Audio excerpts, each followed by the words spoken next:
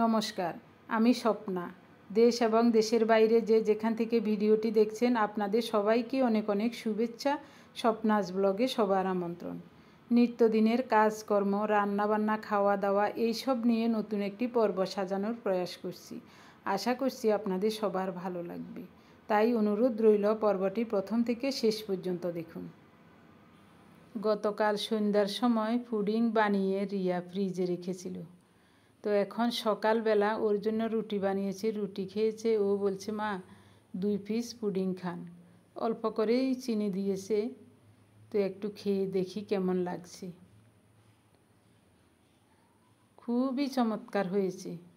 Pudding এমনিতেই আমার খুবই প্রিয় একটা খাবার, তো আমার মন চাইলে ঘরে এভাবে বানিয়ে খেয়ে নেই, খুব ভালো লাগে। এখন দুপুর 1:30 বাজে। তো আমরা বাজার করে মা মেয়ে বাসায় ফিরছি। ও কলেজে গিয়েছিল, আমি ঘরের কাজগুলো করছিলাম, তারপরে রান্নাবান্না করব ভাবছি। তো ও ফোন করে বলেছে, মা ঘরে তো কোনো কাঁচা বাজার নেই, আমরা আজকে বাজার করতে যাব, একটু রেডি হয়ে থাকেন, আমি একটা অটো নিয়ে আসছি। বাজার করে বাসায় ফিরছিলাম, তো ও বলছে, মা কচি ডাব খাবো। তো আমি বলছি নিয়ে আসো। ও ডাব কিনতে গেছে, তো এখানে দাঁড়িয়ে আছি, চলে আসছি, আমরা চলে যাচ্ছি বাসার দিকে। আপনি যদি আমাদের চ্যানেলে নতুন হয়ে থাকেন, সম্পূর্ণ পর্বটি দেখার পর যদি একটুও ভালো লাগে, আমার অনুরোধ রইল চ্যানেলটি সাবস্ক্রাইব করে আপনার মূল্যবান মন্তব্যটি লিখে জানাবেন। যে কোনো গঠনমূলক মন্তব্য করতে পারেন, কোনো সমস্যা নেই, আমি আপনাদের সকল মন্তব্যের উত্তর দেব। কয়েক পদের কাঁচা সবজি নিয়েছি, বাসায় গিয়ে দেখি কি দিয়ে কি রান্না করি, সব কিছু আপনাদের সাথে শেয়ার করব। বাসায় এসেই একটু ফ্রেশ হয়ে নিয়ে প্রথমে ডাল আর ভাত বসিয়ে দিলাম। কি কি বাজার করেছি দেখুন। মুসুরের ডাল বসিয়েছি, তো ভাবলাম কচি লাউ আছে, মুসুরের ডাল দিয়ে লাউ রান্না করব। পেঁয়াজ, আলু, কচুরমুখী, ভেন্ডি, তারপর বরবটি, শিম, কাঁচামরিচ, লতি এসব এনেছি। আরও নিয়েছি আম, পেয়ারা।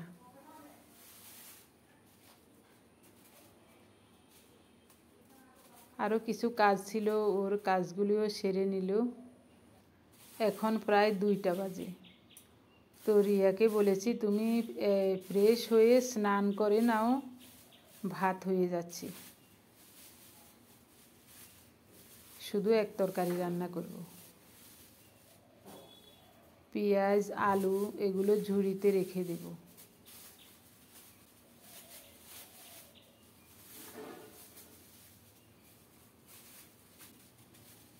সব সবজির একটু দাম বেড়ে গেছে।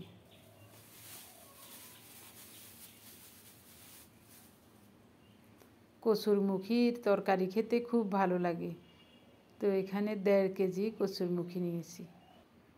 একটা ব্যাগের উপর খোলা জায়গায় এভাবে রেখে দেব,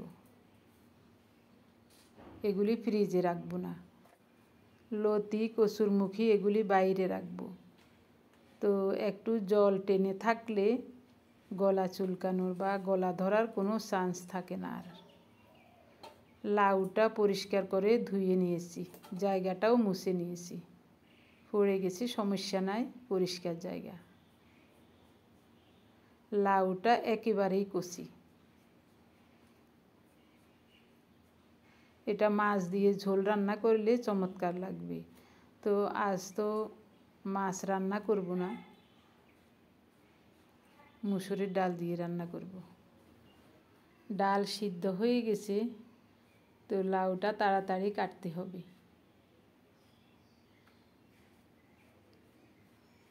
কাটতে খুবই ভালো লাগছে, এত কচি লাউ দেখেই প্রাণটা জুড়িয়ে গেল। আর এইটুকু লাউ রয়েছে, তো লাউতে দেওয়ার জন্য 4টা কাঁচামরিচ নিয়েছি। কাঁচামরিচগুলো ধুয়ে ফালি করে একসাথে নিয়ে নিলাম। ফোড়নের জন্য একটা পেঁয়াজ খোসা ছাড়িয়ে ধুয়ে কুচিয়ে নিচ্ছি।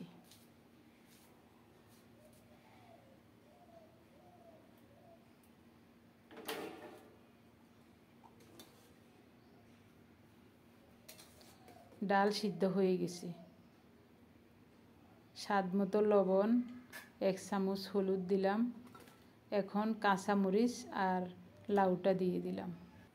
ঢাকা দিয়ে এই ফাঁকে আমি ভাতের মাড় গেলে নিয়েছি। এদিকে লাউটাও কিছুটা সিদ্ধ হয়ে আসছে। একটা তেজপাতা দিলাম। নেড়ে চেড়ে ঢাকা দিয়ে আরও কিছুক্ষণ রান্না করব, অল্প কিছুক্ষণ।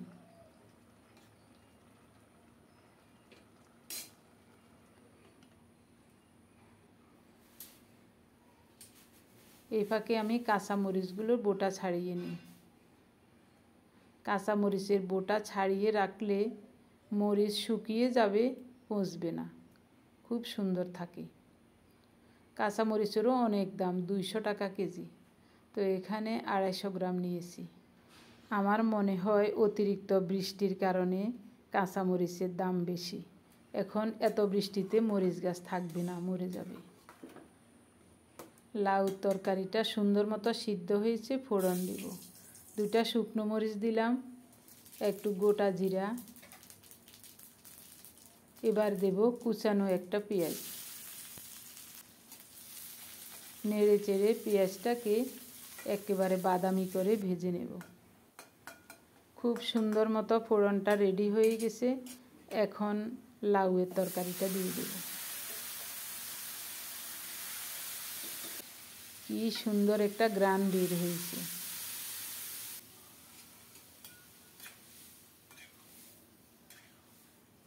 এই ধরনের একটা তরকারি দিয়ে ভাত খাওয়া হয়ে যায়।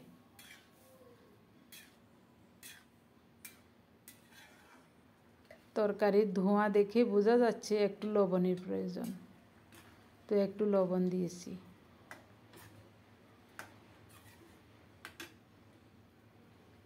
তেজপাতাগুলো ফেলে দেব। তরকারিটা দেখতে খুবই সুন্দর লাগছে। চুলাটা অফ করে দিলাম।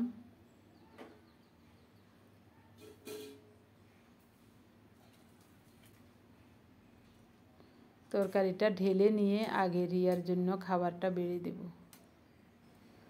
এই ফাঁকে আমি রান্নাঘরটা ধুয়ে মুছে পরিষ্কার করে স্নান করে তারপরেই আমি খাওয়া দাওয়া করব।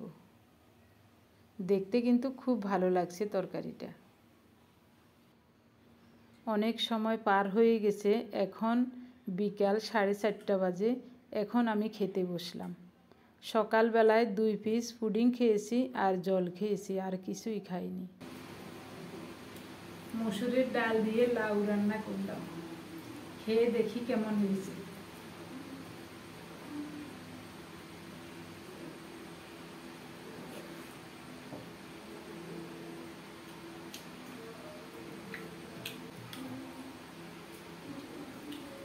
দারুণ হয়েছে।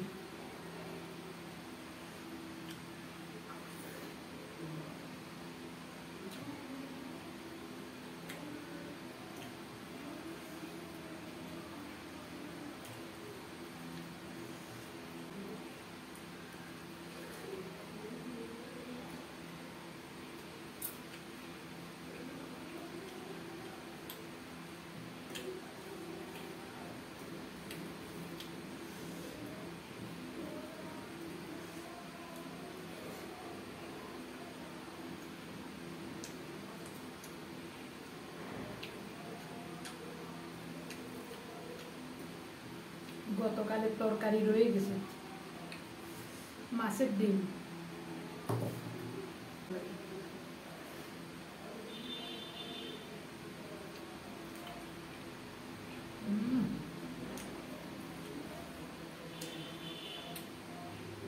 মরিচের দাম বেড়ে গেলে স্বাদও বেড়ে যায়।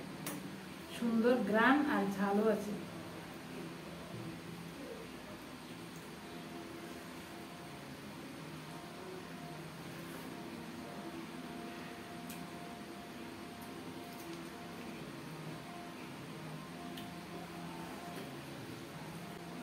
খুব গরম লাগছে।